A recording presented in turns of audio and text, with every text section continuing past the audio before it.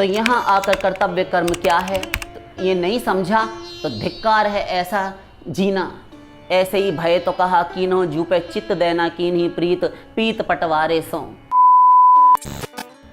ये जो time pass नहीं हो रहा, टाइम नहीं कटता, मन नहीं लगता, ये जो करते हो ना, टाइम नहीं कटता मन नहीं लगता, तो ये इनसे तो सबसे अधिक अपनी रक्षा करें इन 2 वाक्यों से। मन नहीं लगता, टाइम नहीं कटता। क्यों जी? आपका मन परेशान हो रहा है, आप अगर 2-4 घंटा बाद देखें तो घड़ी में अगर अभी 3:45 हो रहा है, तो थोड़ी देर बाद अगर यहाँ 2-4 लोगों का मन नहीं लग रहा तो घड़ी आगे नहीं बढ़ेगी? नहीं बढ़ेगी। तो फिर आप कैसे कहते हैं आप टाइम कटना किसे? ये कहिए ना टाइम नहीं कटता, आप उल्टा बोलते हैं, गलत बोलते हैं। ये कहिए कि आपका मन वहाँ पर नहीं है, आपका मन कुछ राग द्वेष से युक्त है, आप जो वर्तमान में चाह रहे हैं वो आपको नहीं मिल रहा, इसलिए आपको परेशानी हो रही है। आपके मन की वस्तु आपको मिल जाएगी, इस समय सत्संग चल रहा है, आपको परेशानी हो रही है तो आप कहते हैं मन नहीं लग रहा, घर में बैठे मन नहीं लग रहा। क्यों? क्योंकि वो कुछ जो चाहता है वो आप उस समय उसको नहीं मिल पा रहा, किसी कारणवश किसी परिस्थितिवश नहीं दे पा रहे। और जहाँ इसके मन की वस्तु मिलने लगी तुरंत लग जाएगा, लगेगा थोड़ी देर के लिए, किंतु यत्किंचित लगता है। इसको कहते हैं आप टाइम नहीं पास हो रहा, वरना टाइम पास होता है। लाखों लोग हैं जो ये नारा लगाए रखते हैं दिन भर टाइम नहीं पास होता, और कुछ लोग ऐसे भी हैं कहते हैं हमारे पास टाइम ही नहीं है। अब कौन सी बात सच है कौन सी झूठ, हमें तो यही नहीं समझ में आता। आज तक ये प्रश्न इसको हम हल नहीं कर पाए। एक के पास इतना समय है कि कट ही नहीं रहा और एक के पास टाइम ही नहीं है, दोनों ही बेकार। कोई कुछ खास नहीं कर रहा आत्मोद्धार के लिए, दोनों ही बेहोश हैं आत्मोद्धार के प्रश्न के विषय में बकवास करते हैं। तो ये शब्द घातक हैं दोनों, इन्हें छोड़िए, सर्वनाश कर देंगे तुम्हारा। मौन रहने की यथासाध्य चेष्टा कीजिए, कोशिश कीजिए, और थोड़ा ना सही कुछ मौन रखिए। हम पूरे दिन आपको मौन उपवास मौन व्रत रखने के लिए नहीं बोल रहे। वास्तव में मौन किसे कहते हैं, मौन व्रत किसे कहा जाता है? व्रत का अर्थ होता है नियम। और लोग सोचते हैं पूरा दिन हम नहीं बोलेंगे, उसके बाद अगले दिन से ऐसी झड़ी लगाएंगे कि सब फेल, हाँ तूफान गाड़ी फेल। तो मौन रहने का यथासाध्य प्रयत्न कीजिए और थोड़ा ना लापरवाह होना सीखिए। लापरवाह, केयरलेस, ऐसा लापरवाह नहीं कि आपका सर्वस्व उजड़ जाए, घर में घुस के चोर लूट खसोट के चले जाए। व्यर्थ की जो चिंताएं आप पाले बैठे हैं ना, ये लापरवाह, वो रूठ जाएगी, वो रूठ जाएगा, उसको फ़ोन नहीं किया, उसका फ़ोन नहीं आया, और वो करना है, पता नहीं क्या होगा क्या नहीं। हाय हाय हाय हाय हाय हाय, छाती पीटते दिन रात जाता है। शांत कहाँ है आप?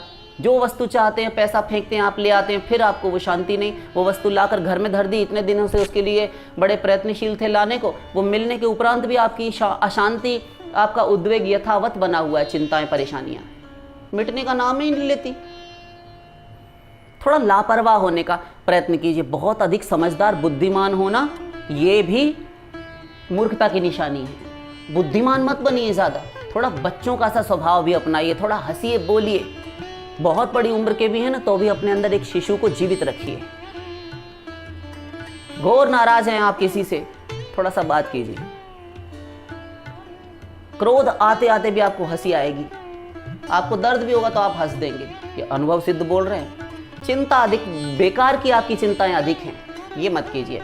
और अंदर एक बालक को जीवित अवश्य रखिए। ज़्यादा बड़ा होना अच्छी बात नहीं होती कि हम उम्र दराज हो गए। सांसारिक दायित्व, अपने संसार की पारिवारिक जिम्मेदारियां, समाज के, राष्ट्र के प्रति, घर परिवार के प्रति, बच्चों के, पत्नी के, पति के, सबके प्रति जो कर्तव्य हैं, दायित्व हैं, उन्हें निभाने के बाद, ध्यान दीजिए, निभाने के बाद घर में आकर स्त्री, पुत्र, गृहस्थी, परिवार, इनसे 2 प्रेम भरे शब्द बोल लिए। 10-12 घंटे के बिछड़े हुए सुबह के गए, आप आए तो बैठकर सबके साथ चाय पानी पी लीजिए। उसके उपरांत चाय पानी पिए, नहाकर फ्रेश हुए, स्नान आदि से निवृत्त होकर अब अपना कक्ष बंद कर लीजिए, कमरा बंद करके, और सबसे छुट्टी ले लीजिए।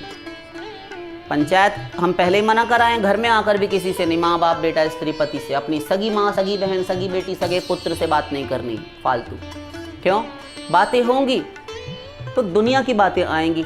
आप अपनी आपस की बातें कहाँ कर रहे होते हैं? आप एक भी बताइए, एक भी बताइए। कोई नहीं करता, सब मोहल्ले पड़ोस की बात, दुनिया की बात करते हैं। दुनिया दुनिया की बात करती है, ये खराब है, ये मत कीजिए। और कर्म संन्यास की साधना करें, चाहे 1 ही घंटा करें, 1 ही घंटा करें, करें अवश्य। गृहस्थी परिवार में तो ड्यूटी कर्तव्य दायित्व तो निभाने ही पड़ते हैं अगर आप गृहस्थ में हैं। ये गृहस्थी क्या होता है? गृह में जो स्थित हो जो मनुष्य, उसको गृहस्थी कहते हैं। और आप गृहस्थी किसे कहते हैं? आप गृहस्थ का अर्थ क्या लगाते रहे इतने दिन से कि स्त्री पुरुष का संबंध जो होता है, बच्चे पैदा करना, मतलब संतानोत्पत्ति करना और केवल आजीवन खाना भोगना, कमाना, एक दिन मर जाना, 2-4 कोठी बंगले बनवाकर, इसको गृहस्थी कहते हैं। गधे हैं साहब। गृह में जो स्थित है, शेष तो घर में स्थित नहीं रहते। देखिए 3 आश्रम और बचे गृहस्थी के अतिरिक्त, चतुर्थाश्रम में तो एक बचा ब्रह्मचारी, एक हुआ वानप्रस्थी, ये तो शब्द से ही वानप्रस्थी है, वन में निवास करने वाला, और सन्यासी, ये तीनों वन में हैं। इसलिए इसको गृहस्थ कहा गया। ये 3 वन वाले हैं और ये एक घर वाला है। ये सीधा सीधा हम बता रहे हैं गंवारी भाषा में, एक गधे की अकल से कोई भी अपड़ गंवारा घसियारा समझ जाए, लट्ठ गंवार, इसको कहते हैं गृहस्थ। जैसे स्वस्थ अपने स्व में स्थित है, बीमारी से निजात पा गया, उसे को स्वस्थ नहीं कहते। तो घर में आने के बाद सबकी पूछताछ कर लिया आपने, सबकी राजी खबर खुशी ले ली, उसके बाद ये दायित्व निभाने के बाद बस इतना तुम्हारा काम। लेकिन ये तुम्हारा स्वरूप नहीं है, इसका उसका पालन ये तुमने कर लिया। अब तुम स्वयं को अपना स्वरूप संभालो, पहचानो कि मुझे तत्व ज्ञान क्या दिया गया है।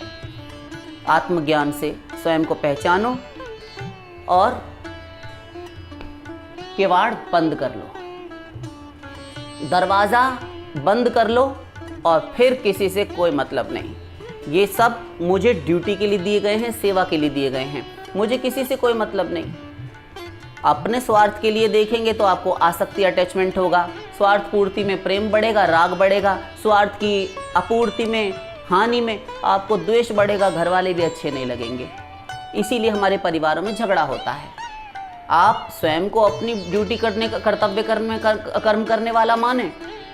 सबके लिए बोल रहे हैं, जो अपनी घर गृहस्थी परिवार बच्चों के साथ आए हुए हैं उनके लिए भी, जो सुन रहे हैं।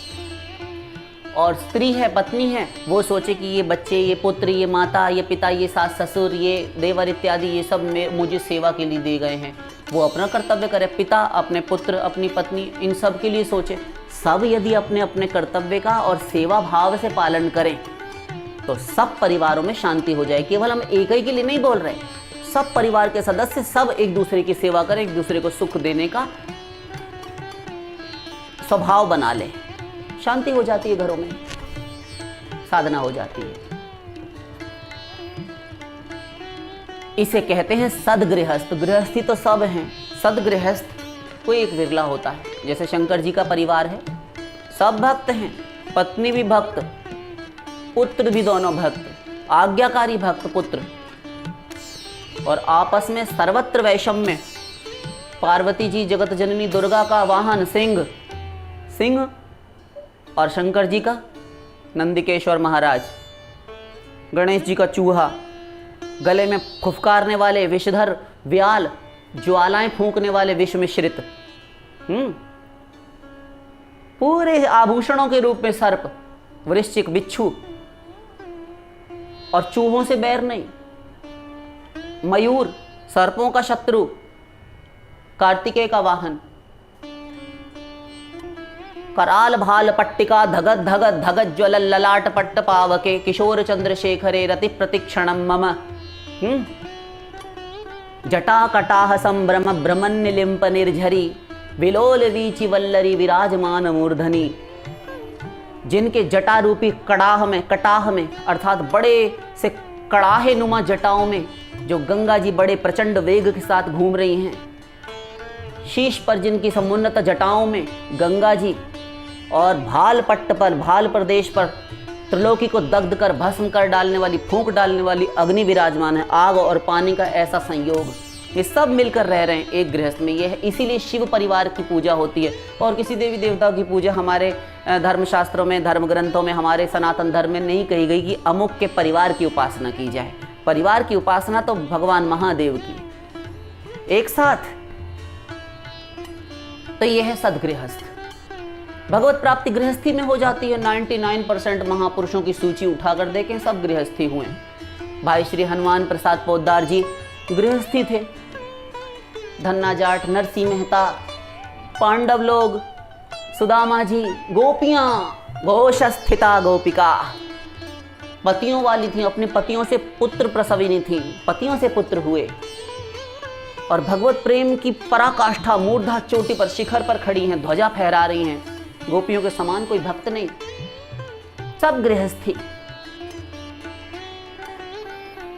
राज्य किए महापुरुषों ने, अम्बरीश, प्रहलाद, वृषपर्वा, बाणासुर, महाराजा अम्बरीश, पांडव, ध्रुव, सब। तो गृहस्थ जीवन बंधन नहीं है। गृहस्थी में रहकर की भगवत प्राप्ति की हम बहाने लगाते हैं, बकवास करते हैं हम। तो एकांत में जब कमरा बंद कर ले, उसके उपरांत चाहे एक ही घंटा बैठकर, किंतु रो रो कर एकांत में प्रभु को ही अपना मानकर, अपना मानते हुए, अपना समझते हुए प्राणपण से चेष्टा करे और करुण आर्त दीन पुकार, हाहाकार करते हुए, हृदय विदीर्णकारी करुण क्रंदन, रोते हुए प्रभु को पुकारे, स्मरण करे, रोते हुए प्रभु को पुकारे और प्रतिदिन ये नियम बना ले और प्रार्थनाएं करे भगवान से। अपने को अपनाने, ध्यान दीजिए, स्वयं को अपनाने, स्वयं पर अहेतु की कृपा करने के लिए, और अष्टयामी सेवा, अहेतु की अष्टयामी अर्थात कोई भी कामना ना हो, कोई हेतु ना हो, बिना कुछ चाहे ऐसी निष्काम सेवा भक्ति प्रदान करें, ऐसी प्रार्थना भगवान से करनी चाहिए। और एक एक सांस का मूल्य समझें और एक एक श्वास का मूल्य समझते हुए कि कितनी अमूल्य श्वास है। अनंत कोटि विश्व ब्रह्मांड भी आप दान करके एक श्वास पाना चाहें, अब तक ठीक 4:01 हो रहा है संध्या का, और आप अब तक जो 4 बजे से पहले का पूरा दिन निकल गया, इसका 1 सेकंड भी अगर आप मांगें और कहें कि हम इसके बदले में भगवान को अथवा यमराज को, काल को कुछ घूस दे रहे हैं, कुछ दक्षिणा इत्यादि दे रहे हैं, क्या देंगे आप? और आपका है भी क्या जो आप देंगे? और मान लीजिए दे दें तो भी आपको एक श्वास नहीं मिल सकता, इतनी कीमती है आपकी श्वास। तो ये इसका मूल्य समझे और एक एक श्वास का, एक एक क्षण का सदुपयोग करना चाहिए। मनुष्य शरीर कब छिन जाए इसका विश्वास ना करें। न श्व उपासीत को ही पुरुषस्य श्वो वेद, महाभारत। कौन जानता है कब मृत्यु आ जाए, ये वेद कहता है। को ही जानाति कस्याद्य मृत्यु कालो भविष्यति, महाभारत। कौन जाने कब मृत्यु आ जाए।